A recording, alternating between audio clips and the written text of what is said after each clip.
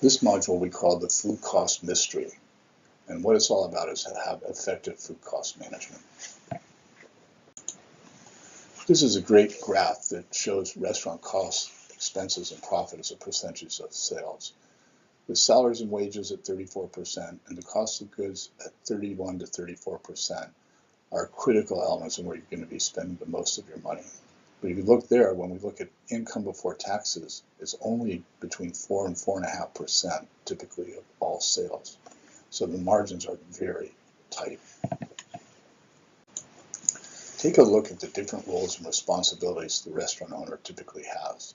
It's pretty boggling.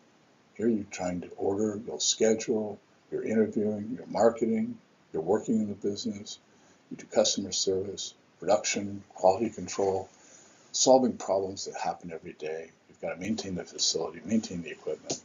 You need to develop new products to keep it interesting. You have to accept deliveries, and you administrate insurance and maintain storage. All of these things you're doing, all the while the one in the center is the most important. You're trying to increase sales and profits. So these are the actual components of food and beverage cost control. Menu planning and costing are very important. Theft is something you really have to control. Purchasing and receiving are important. Portioning and prepping, waste, and training and management are all critical components of food and beverage cost control. When we talk about controlling food costs, a lot of times people think that we're only talking about cutting. But actually what you're trying to do is you spent valuable time designing your menu. And all we're trying to do is make sure that we make that plate, those entrees, exactly the way you design them.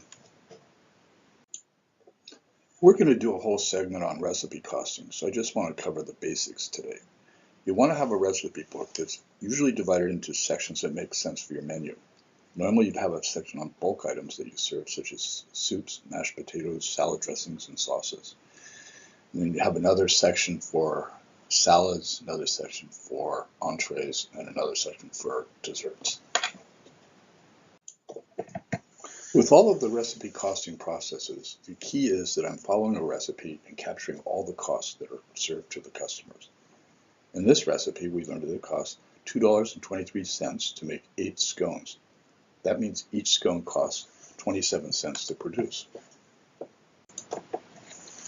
Your food cost equals the cost to produce any item divided by the sales price. So if I make a burger for $3 and I sell it for $9, dividing the $3 by $9, I get 0.33 or 33%. Looking at the scone we just made, it costs 27 cents to make. What would be my cost of goods if I sell it for $1.50? Yeah, that's right, 0.18 or 18%. But what if I don't make that scone and I have to buy it from a wholesale bakery at 75 cents? Yes, then my cost of goods for that will be 50%. With bulk foods like soups, salad dressings, sauces, or beans, we want to calculate how much it costs to make an ounce. When I know that, I know how much of that product would be in a 6-ounce cup of soup, for example, and how much would be in a 12-ounce bowl. If we know that 1 ounce of Caesar dressing costs 12 cents and we put 3 ounces of dressing on the salad, then that component of the dish is 36 cents. So what you're trying to do is when you make this recipe, we find out it costs $17.98 to make the whole recipe, and we got 192 ounces. When we made it, we divide the $17.98 by 192, and we get that it costs 9 cents an ounce for soup. Here's an example of an entree, crab cakes. When we total up all the costs in the dish, it comes to $4.51. And we divide that by $9.95, we get 46.3%. So is that a good food cost? No, we're trying to keep our menu right around somewhere between 31 and 34% for most items. So this is really high. So what do? Well, if I take one crab cake out, because that's actually a pretty big entree for crab cakes, we lower the food cost by 13%. We could also accomplish this by keeping the 3 crab cakes and then raising the price to $13.25.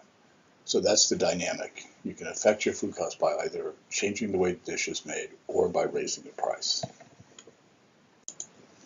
The key component to controlling your food costs is by having an ordering book, ordering pars, product specs, and some receiving procedures in place. In your food order book, you should have a food order summary, which was a schedule of when your things needed to be ordered. This is really valuable if you or a key employee were ever to get sick or you wanted to take some time off. You'll organize your food order book by vendor and organize your products by the quantity ordered. Some things are sold by the case, some by weight, and some by the each. If they ship in cases and you thought you were ordering individual lemons, for example, and you ordered 10, then when the delivery came, they'd bring 10 cases instead of 10 lemons. The additional information on the form is also useful. The par is the amount of product you need to have in-house to last from the order to the delivery. It's also known as a build-to number. OH stands for on hand, so when I make my product count before the order, I can then use the par and you know how much to order. For example, eggs, on this example, are purchased by the case and my par is 2. So if I had a quarter of a case left, I'd order 2. This is an example of taking the food order book and turning it into a product price list. It's very useful to have when you're doing recipes, and so you don't have to keep shuffling through invoices. Purchasing quantities beyond what you need encourages waste, and many products will reduce your yield. A box of lettuce that spends 3 or 4 days in the refrigerator will have a much lower yield than fresh lettuce. The wrong storage will result in products going bad. On some items, the prices will fluctuate seasonally or be influenced by the weather. Using a form like this is how you can keep a running summary of where your food cost is. It won't be perfect since it's not inventory, but it's an invaluable tool to keep you aware of how much you're spending. It's also a good idea to spread the cost of goods into specific categories like you see here at the bottom. Then if my food cost goes up, it will go up in specific categories and I can narrow down the problem. Produce might spike in the winter, for example, when the price of tomatoes doubles. It's also a valuable tool that you can tell when you might be having theft of your product. In a coffee house, if cups, milk, and espresso all flip out, the likely culprit is that I have one or more employees either giving away drinks or pocketing the money customers given them without using the cash register. If you're not using a scale as part of your receiving your products, then there's a good chance your vendors will be shipping a product that actually weighs less than the invoice says. Portioning guides, portioning tools, scales, and key items tracked are all important parts of controlling your food costs. Portioning tools are essential for controlling your food costs. A couple of reasons are that you want the food to go out with the proper weight and the proper amount of things on it, like dressings and sauces and whatnot. So for example, if you want to put 3 ounces of salad dressing on a salad, you should have a 3-ounce ladle in that dressing, not a 2-ounce, not a 5-ounce. You should have the proper amount so that it's made the way you want it to be. Waste is often a major reason for running a high food cost. Essential for controlling waste is to have prep pars, like we have food order pars, and have a prep list, have a waste sheet, and record things that happen at shift change, and then also what happens at the end of the night. This is an example of a prep list. You want to put down the amount of things that you're going to make, which would be the par. So in the case of New York, 12-ounce New York, I'd want to have 6. In the case of the 8-ounce New York, I want to have 10. Top sirloin 9. So that shows me I'm going to build to those numbers when I prep, just like I did in my food order book. There's room for 2 pars, and you might have a different par on a Sunday or Monday where you'd be far less busy than you would be on a Friday or Saturday. You can also use this list to record your waste. It's really important if you can list all the things that you end up throwing out so you can adjust your pars downward. And we have a room for an AM and a PM par, so that you want to have some prep still done by the evening, though the majority of your prep will be done in the morning. This is a good list to check to make sure you're controlling theft. Theft can be a major problem in its food costs.